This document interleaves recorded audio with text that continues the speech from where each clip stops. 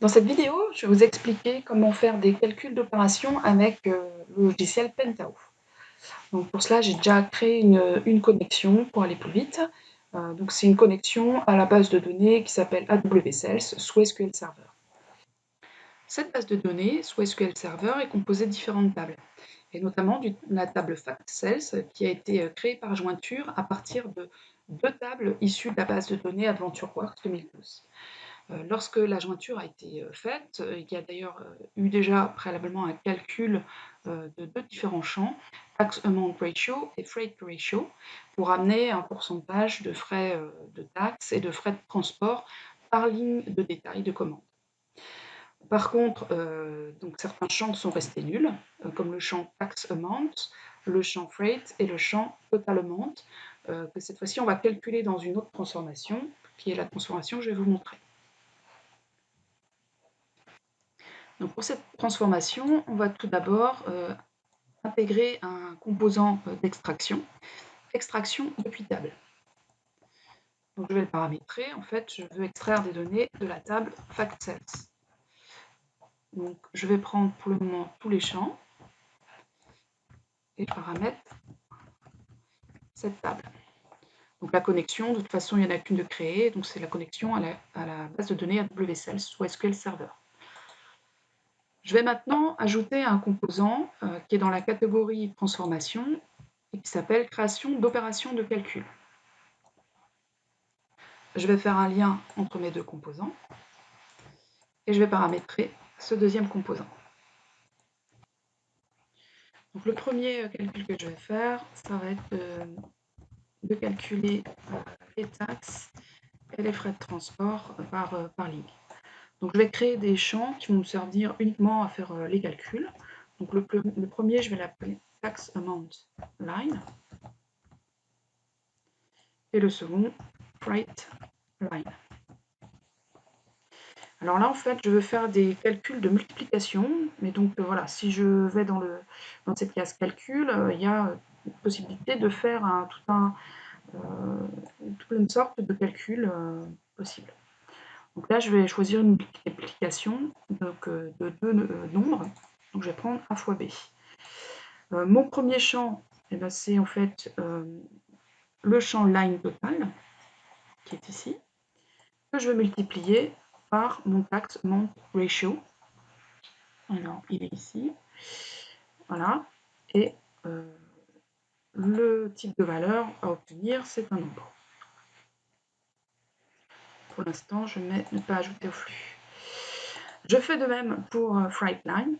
Donc, je choisis mon type d'opération, les deux champs que je souhaite multiplier. Donc là, cette fois-ci, c'est aussi line total. Mais là, je vais le multiplier par le pourcentage que j'ai calculé préalablement. Donc, le pourcentage de frais de transport. Donc, Freight Ratio. Et je renseigne également le type de valeur et le fait de ne pas jeter au flux. Donc j'ai fait une première opération, je vais rajouter maintenant une deuxième opération, cette fois-ci d'addition. Donc je remets un nouveau composant de création d'opération de calcul. Je refais un lien entre mes deux composants. Et ici, je vais venir donc calculer le montant total de la ligne. Donc là, à nouveau, je recrée un nouveau champ pour mes calculs qui va s'appeler montant total. Donc là, je vais maintenant choisir le type de calcul que je souhaite effectuer. Donc là, je souhaite faire une addition de trois nombres, donc A plus B plus C. En effet, je veux additionner mon champ line total avec les deux champs calculés précédemment dans l'étape précédente, donc le tax amount line et le freight line. De cette manière, je vais calculer mon montant total par ligne de détail de commande avec les frais de taxe inclus et les frais de transport inclus. Voilà. Je choisis à nouveau un type de valeur nombre et je décide de ne pas ajouter au flux ce nouveau champ. Je vais maintenant alimenter ma table. Donc je vais aller choisir un composant d'alimentation, mais cette fois-ci, au lieu de faire insertion dans table, je vais choisir insertion mise à jour de table, puisque ma table existe déjà. Je fais le lien entre mes deux étapes et je vais paramétrer ce nouveau composant. Donc là, je vais mettre à jour la table FactSales. La connexion est déjà présélectionnée et je vais aller choisir ma table cible. Donc je vais mettre à jour la table FactSales. Donc je vais maintenant choisir un champ qui va me permettre de vérifier que je mets à jour les bons enregistrements. Donc les Sales Order Detail ID qui sont différents pour chaque ligne, pour chaque enregistrement de la table FactSales. Donc je vais les comparer au même champ issu du flux Sales Order Detail ID.